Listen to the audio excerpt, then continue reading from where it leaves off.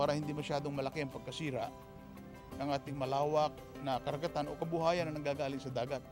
Lalong-lalo na tayo 60% ng ating magagandang bayan nandun sa pampang ng mga ilog at saka mga dagat.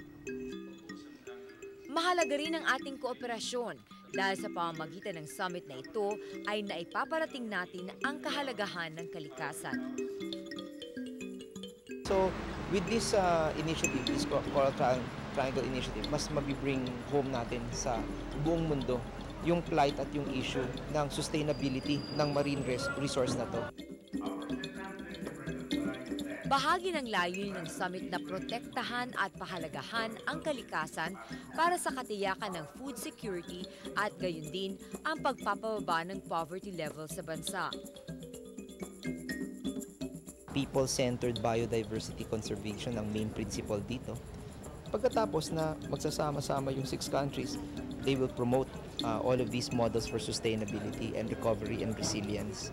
At ang gagawin nga sa pagpirma nila dito, they are reaffirming that it has to be science-based, there's going to be consultation, and most importantly, this is a conservation effort for coral reefs, for fisheries, and for food security, and poverty reduction.